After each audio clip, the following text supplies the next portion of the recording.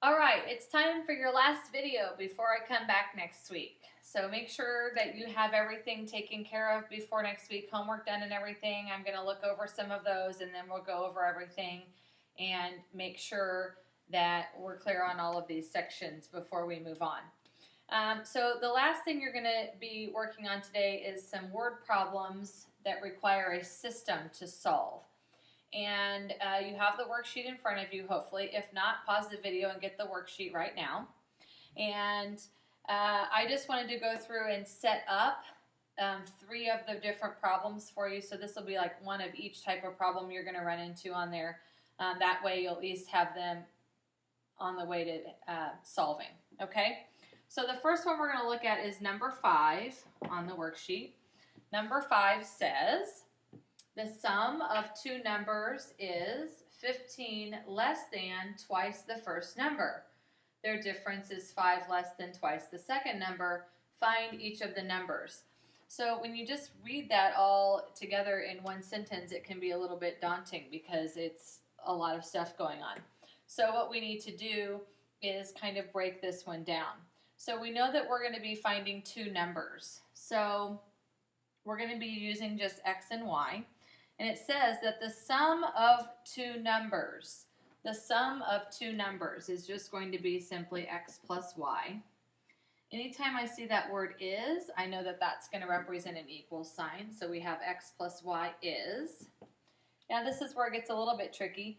15 less than, okay, 15 less than actually means minus 15, not 15 minus, okay? It's minus 15. Twice the first number.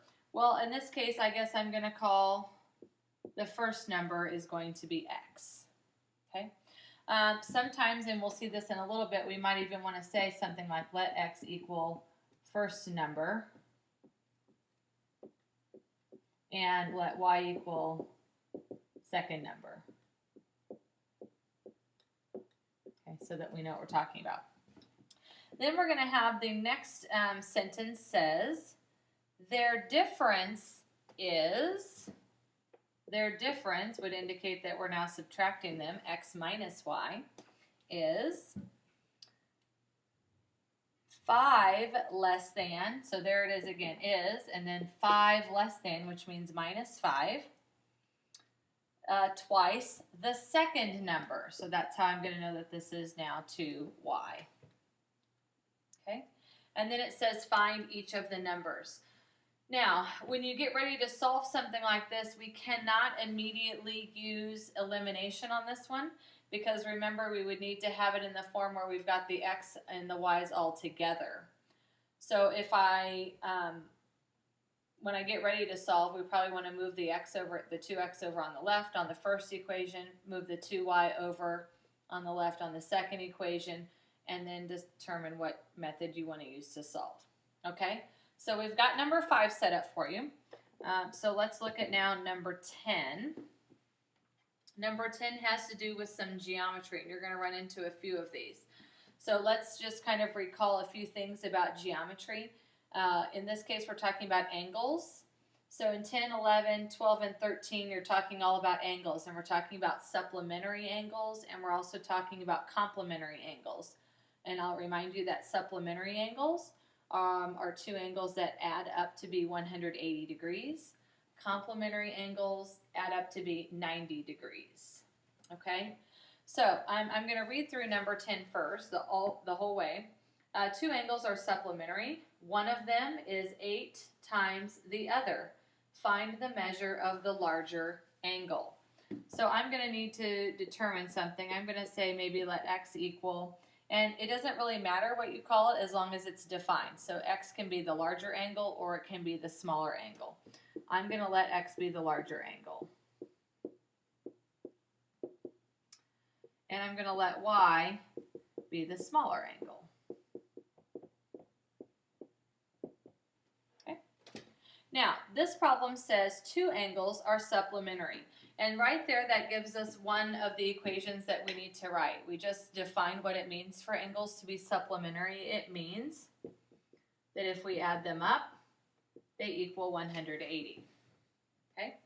Now, this is where it can get a little bit tricky because now it says one of them is 8 times the other. So you have to kind of think to yourself, the larger angle is going to be 8 times the smaller angle. So if you think to yourself, well, could it be the other way around? Could the smaller angle be 8 times the larger number? Well, obviously 8 times a big number is not going to make a smaller number. So it has to be the other way around. So the larger angle is 8 times the other one. Okay, or in this case, the smaller angle. So I have x equals 8y. Find the measure of the larger angle. This one's kind of interesting because actually right now it's set up so that it would be very, very simple to use substitution to solve by simply substituting 8y for this x in this equation and solving for y. However, read the question, find the measure of the larger angle. So if you choose to go that route and solve for y first, keep in mind that what you have found is the smaller angle. But the nice thing is once you have that smaller angle, finding the larger angle should not be a problem at all. Okay? So the other types of geometry questions you're going to run into on this page are on number 19 and number 20 that have to do with perimeter of a rectangle. So let's just kind of quickly talk about that. To find the perimeter of a rectangle, we have to take 2 times the length plus 2 times the width, right? Because the perimeter is the distance around a rectangle. So if we have a length and a width and another length and another width and we want to add all those together, we get 2L plus 2W. Now, if you want to use X's and Y's, that's fine. If you want to use L's and W's, that's also fine. So it says the perimeter is 32 centimeters. So you're going to have 32 equals those. And then it talks a little bit about defining the length and the width in terms of each other. Okay? All right, I want to set up one more for you. I'm going to need to do a little erasing here.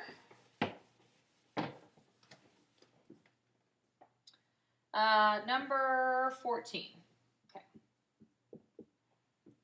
So this is another kind of classic problem where we might use a system to solve. And you'll see several of these on the page. The cost of 3 boxes of envelopes and 4 boxes of note paper is $13.25. 2 boxes of envelopes and 6 boxes of note paper cost $17. Find the cost of each box of envelopes and each box of note paper. So I'm going to need to, again, define those variables. Let x equal, it's going to be the cost of, what's the first thing? Envelopes. Cost of 1 box envelopes. Oops, box envelopes. Let's get rid of this other that we had on here from earlier. And we're going to let y equal the cost of 1 box of, is it note paper? Yes, 1 box note paper. Okay. Once we have this defined, this becomes not really too bad to set up. 3 boxes of envelopes. If I have 3 boxes of envelopes and they each cost $4, let's say, the way I would find out how much 4 boxes of envelopes cost is I would do 3 times 4. 3 boxes times $4 per box. So in this case, we don't know the cost of a box of envelopes, but I know that 3 of them, okay, so 3 times the cost of them, plus 4 boxes of the note paper gives us a total amount of $13.25.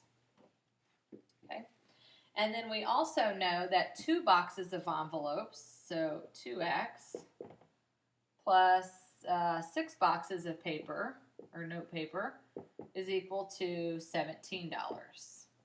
Okay, and so there we have now a system of equations that we can solve. Now I am going to start to solve this one a little bit for you just because it is a little bit more tricky than ones that we've seen so far. In this case, I would probably use elimination. We do need to find the cost of envelopes and note paper, so it doesn't really matter which variable I'm searching for.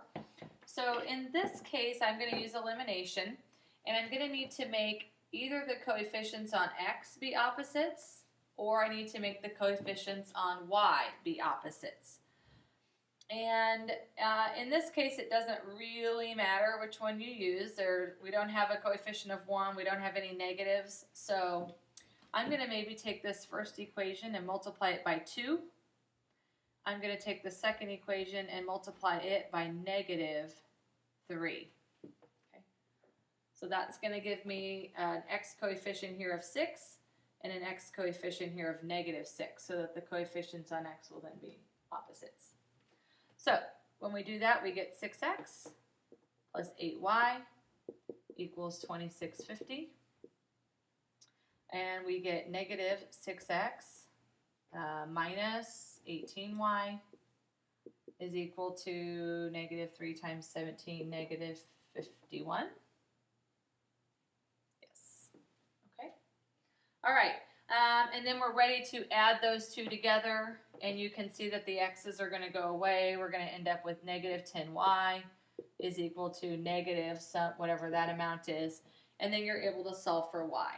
And again, once you know y, you're going to substitute that value back into one of the original equations to find x, to get the cost of one box of envelopes and the cost of one box of note paper. Okay, hopefully this helps you get some of these set up.